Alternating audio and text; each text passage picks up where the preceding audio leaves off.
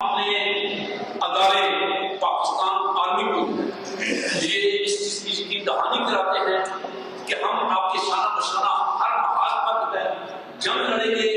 آپ کی جنگ نہیں ہے، وہ ہم سب کی جنگ ہے، وہ وطن کی جنگ ہے، پہلے وطن کی جنگ ہے. پاکستان ہمارا ہے، اس کے لیے ہم نے قربانیاں دی ہیں اور اس کے لیے قربانی دے رہے ہیں. پاکستان میں جہاں سے بھی سازش ہوگی آپ کو کوئی ساتھ کھڑے ہوئے ایسا ہمارے پاس کوئی دورہ نہیں.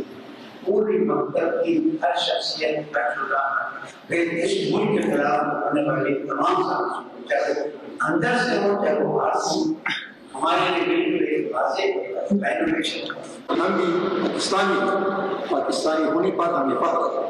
ہم پاکستانی ہیں، ہمارا پہچان پاکستان ہے.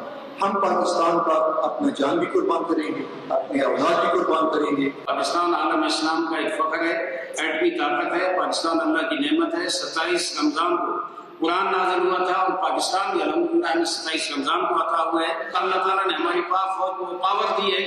جیسے پچھلے سال انڈیا کا ناک رگڑا ہے اور بہت ذلیل ہوا، ہمیں اس کو فخر ہے. اور پورا پاکستان انڈیا کے مقابلے میں، افغانستان کے مقابلے میں بھی اپنی پاک فورسز کے ساتھ کھڑا ہے. اسلام دین عقیدے کے بعد ہمارے سب سے پہلے پاکستان. نوجوانوں کو متوجہ کرنا چاہتا ہوں کہ آپ کی جوانی کو ضائع کرنے والے وہ لوگ ہیں جو آپ کو پساتے ہیں، کسی نہ کسی طریقے سے آپ کو لائن سے ہٹاتے ہیں.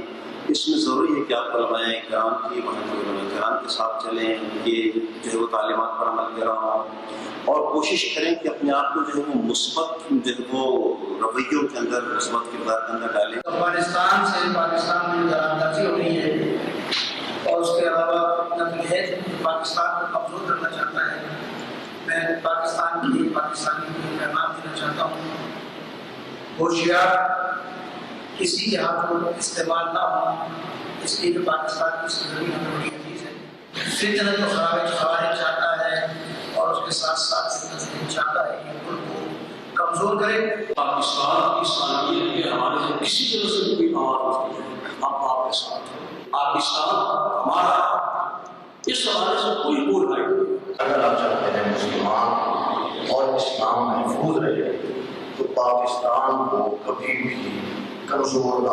ہم نے پاکستان بنایا تھا، ہم نے پاکستان کی آج تک حفاظت کی ہے. پاکستان ہمیں عزیز ترین ہے اور ہمارا سلام ہے ان فوجیوں پر جن میں ہماری سکوت پلتے بڑھتے جوان ہوتے ہیں، پھر اپنی جانیں کا نشانہ کرتے وطن پر، جس کی وجہ سے ہم سکون کی نیند سوتے ہیں.